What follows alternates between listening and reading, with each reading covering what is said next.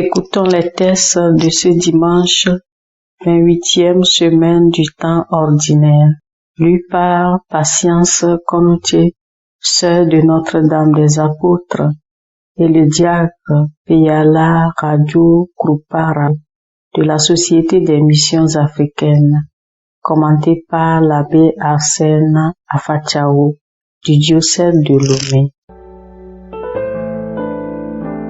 Première lecture tirée du livre du prophète Isaïe, au chapitre 25, versets 6 à 10.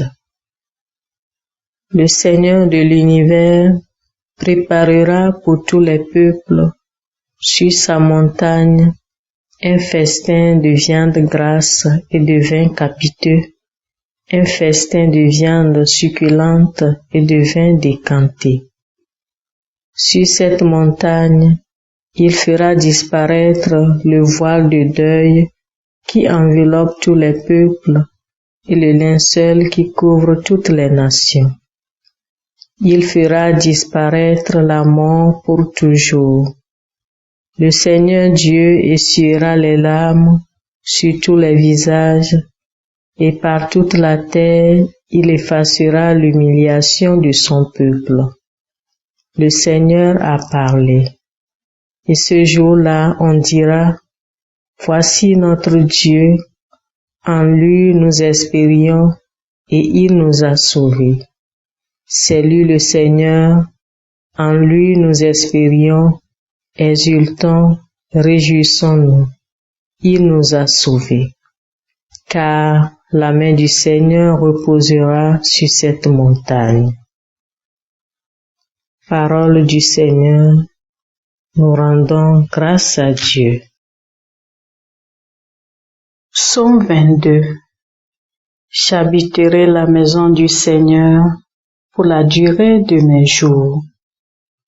Le Seigneur est mon berger, je ne manque de rien. Sur des prés d'herbes fraîches, il me fait reposer. J'habiterai la maison du Seigneur pour la durée de mes jours. Il me mène vers les eaux tranquilles et me fait revivre. Il me conduit par le juste chemin pour l'honneur de son nom. J'habiterai la maison du Seigneur pour la durée de mes jours. Si je traverse les ravins de la mort, je ne crains aucun mal, car tu es avec moi. Ton bâton me guide et me rassure. J'habiterai la maison du Seigneur pour la durée de mes jours. Tu prépares la table pour moi devant mes ennemis. Tu répands le parfum sur ma tête. Ma coupe est débordante. J'habiterai la maison du Seigneur pour la durée de mes jours. Grâce et bonheur m'accompagnent tous les jours de ma vie. J'habiterai la maison du Seigneur pour la durée de mes jours. J'habiterai la maison du Seigneur pour la durée de mes jours. Deuxième lecture tirée de la lettre de Saint Paul apôtre aux Philippiens. Chapitre 4, versets 12 à 14 et versets 19 à 20. Frères, je sais vivre de peu, je sais aussi être dans l'abondance. J'ai été formé à tout et pour tout, à être rassasié et à souffrir la faim, à être dans l'abondance et dans les privations. Je peux tout en celui qui me donne la force. Cependant, vous avez bien fait de vous montrer solidaire quand j'étais dans la gêne. et mon Dieu comblera tous vos besoins selon sa richesse magnifiquement dans le Christ Jésus. Gloire à Dieu notre Père pour les siècles des siècles. Amen. Parole du Seigneur, nous rendons grâce à Dieu. Que le Père de notre Seigneur Jésus-Christ ouvre à sa lumière les yeux de notre cœur pour que nous percevions l'espérance que donne son appel. Le Seigneur soit avec vous et avec votre esprit. Évangile de Jésus-Christ selon saint Matthieu. Gloire à toi, Seigneur. En ce temps-là, Jésus se mit de nouveau à parler aux grands prêtres et aux pharisiens, et il leur dit en parabole: Le royaume des cieux est comparable à un roi qui célébra les noces de son fils. Il envoya ses serviteurs appeler à la noce les invités, mais ceux-ci ne voulaient pas venir. Il envoya encore d'autres serviteurs dire aux invités: Voilà, j'ai préparé mon banquet, mes bœufs et mes bêtes grasses sont égorgés. Tout est prêt, venez à la noce. Mais ils n'en tinrent aucun compte et s'en allèrent, l'un à son champ, l'autre à son commerce. Les autres empoignèrent les serviteurs, les maltraitèrent et les tuèrent. Le roi se mit en colère, il envoya ses troupes, fit périr les meurtriers et incendia leur ville. Alors, il dit à ses serviteurs: Le repas de noces est prêt, mais les invités n'en étaient pas dignes. Allez donc aux croisées de chemin, tous ceux qui vous trouverez, invitez-les à la noce. Les serviteurs allèrent sur le chemin, rassemblèrent tous ceux qu'ils trouvèrent, les mauvais comme les bons, et la salle de noces fut remplie de convives. Le roi entra pour examiner les convives, et là il vit un homme qui ne portait pas le vêtement de noces. Il lui dit: Mon ami, comment es-tu entré ici sans avoir le vêtement de noces? L'autre garda le silence. Alors, le roi dit au serviteur: Jetez-le, pieds et poings liés, dans les ténèbres du dehors. Là, il y aura des pleurs et des grincements de dents, car beaucoup sont appelés, mais peu sont élus. Acclamons la parole de Dieu. Louange à toi, Seigneur Jésus.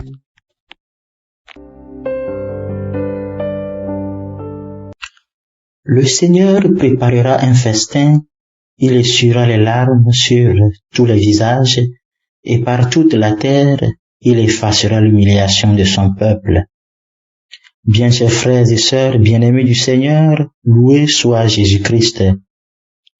Aujourd'hui, nous sommes au 28e dimanche du temps ordinaire de l'année liturgique A, et les lectures que l'Église propose à notre méditation nous parlent de la réalité du fait que nous sommes tous invités au royaume des cieux, mais peu sont élus.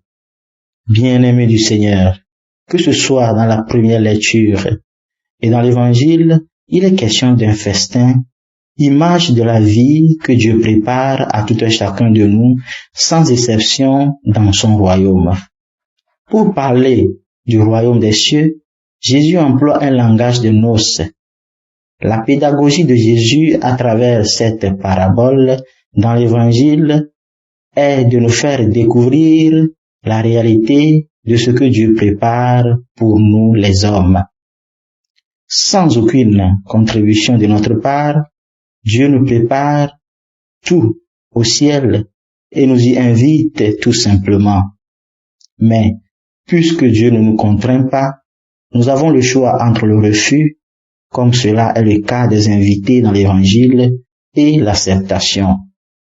Bien sûr, cette parabole traduisait la façon dont Israël a accueilli cette invitation de Dieu dont les prophètes étaient les messagers, mais cela nous rejoint et nous interpelle aussi aujourd'hui, puisque le salut est universel.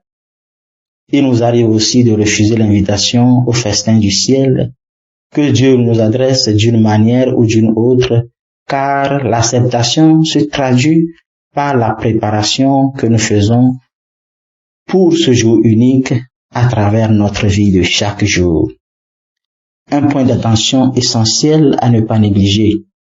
Malgré le refus des invités aux noces et tout ce qui s'en est suivi, la parabole nous dit que le roi a continué par envoyer d'autres serviteurs jusqu'à exiger finalement qu'on invite n'importe qui. Cela veut dire que le salut n'est pas destiné à une catégorie de personnes, mais à tout le genre humain. De même, cette attitude du roi traduit en profondeur le vrai visage de Dieu qui est toujours fidèle, patient et miséricordieux envers nous. Face à notre refus de rentrer dans son projet, Dieu est toujours fidèle, patient à attendre notre conversion et à nous offrir son pardon.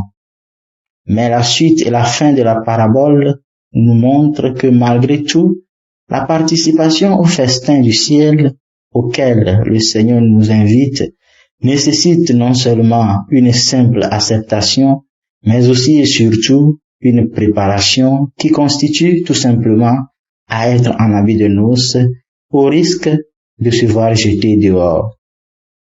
Imaginons qu'un grand roi ou même un président d'une république quelconque nous invitait 2 mois d'avance et dit « Dînons ensemble au palais présidentiel ». Que ferions-nous pour être prêts pour cette occasion spéciale?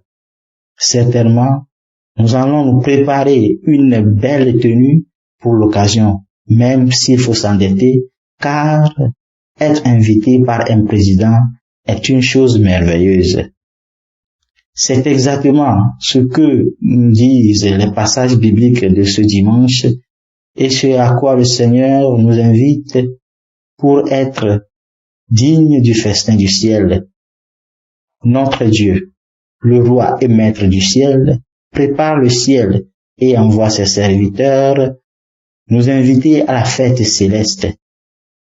Tout ce dont nous avons besoin, ou bien tout ce que nous avons à faire, c'est de venir en étant en habit de noces.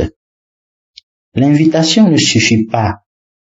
Elle est totale et définitive si nous nous donnons à pratiquer la justice, à aimer Dieu nos prochains, à porter des fruits, bref, à venir, à vivre la vérité et les exigences de l'Évangile et en cherchant ainsi à être parmi les élus dans la salle de noces, car il y a beaucoup d'appelés, mais peu sont élus.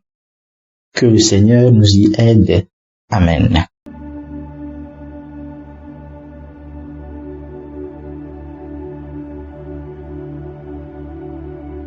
Que le Seigneur Tout-Puissant et Miséricordieux nous bénisse et nous garde, le Père, le Fils et le Saint-Esprit.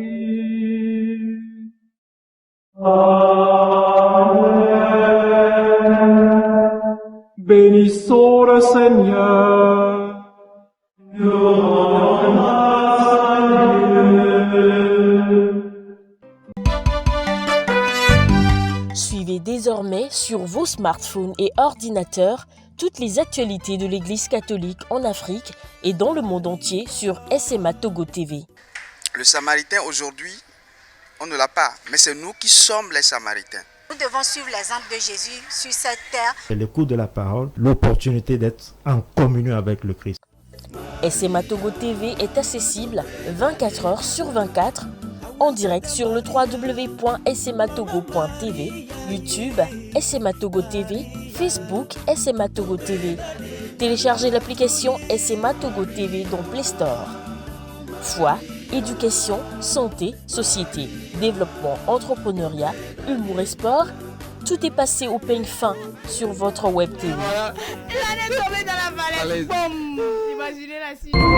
SMA Togo TV, la première chaîne missionnaire.